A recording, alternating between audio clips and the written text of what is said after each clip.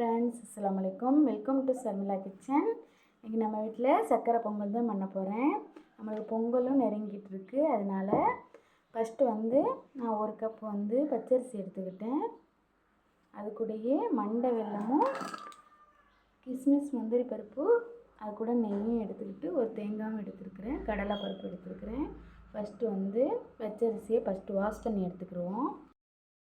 அரிசியை நல்லா வாஷ் பண்ணி எடுத்துக்கிட்டேன். நான் 1 கப் பச்சரிசிக்கு 1/2 கப் கடலைப்பருப்பு சேர்த்துக்கிற போகிறேன்.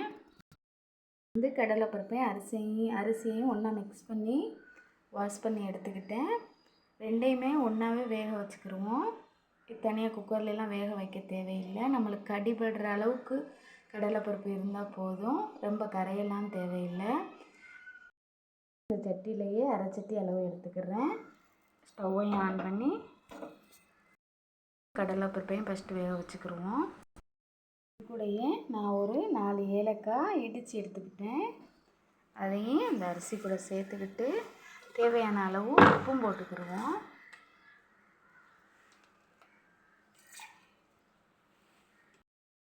பொங்கல் நல்லா நம்மளுக்கு பொங்கி வருது. மண்டை வெல்லத்தை லைட்டாக இடித்து எடுத்துக்கிட்டேன். அது கூடயே ஒரு தேங்காய், சின்ன தேங்காய் தான் எடுத்தேன். அதையும் திருவி வச்சுருக்கிறேன். ஃபஸ்ட்டு மண்டை வெல்லத்தை காய்ச்சி எடுத்துக்கிடுவோம். நான் இந்த மாதிரி டம்ளரில் 1 டம்ளர் தண்ணி சேர்த்து ஃபஸ்ட்டு காய்ச்சிக்கிடுவோம். பொங்கல் நம்மளுக்கு நல்லா ரெடி ஆகிட்டு வருது. இடையில கிளறி விட்டுக்குங்க, இல்லாட்டா அடி பிடிக்கும்.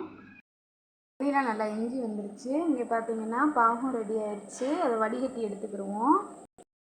எடுத்துக்கிட்டேன். நல்லா கிளறி விட்டுக்கிடுவோம். பாகம் நம்மளுக்கு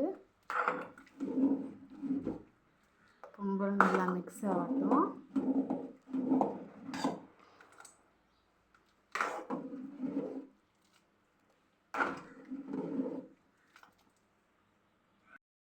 பார்த்தீங்கன்னா ஒரு தாளிப்பு கரண்டி எடுத்து ஸ்டவ் ஆன் பண்ணி வச்சுக்கிடுவோம். நல்லா கரண்டி காயவும் அது கூட நெய் சேர்த்துக்கிடுவோம்.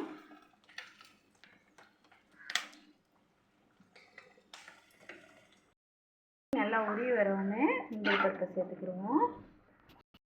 முந்திரி பருப்பு கொஞ்சம் வதங்கவும் அது கூட கிஸ்மிஸையும் சேர்த்துக்கிடுவோம்.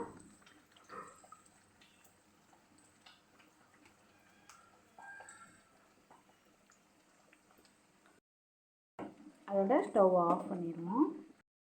பொங்கலும் நல்லா இஞ்சி வரையில் கடைசியாக தேங்காய் பூவை போட்டுக்கிடுவோம்.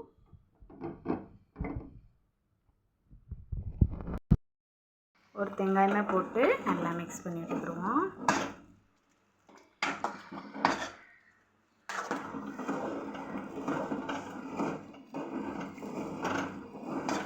இந்த மாதிரி கிளறி விடல கையில் தெரிக்கும். அதனால் நீங்கள் ரொம்ப வேலையை கவனமாகவே பாருங்கள்.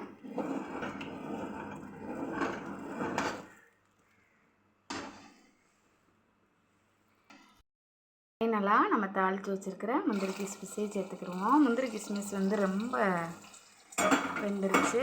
நீங்கள் இது பண்ணல லைட்டாக இது பண்ணுங்கள், இல்லாட்டா கசக்கும்.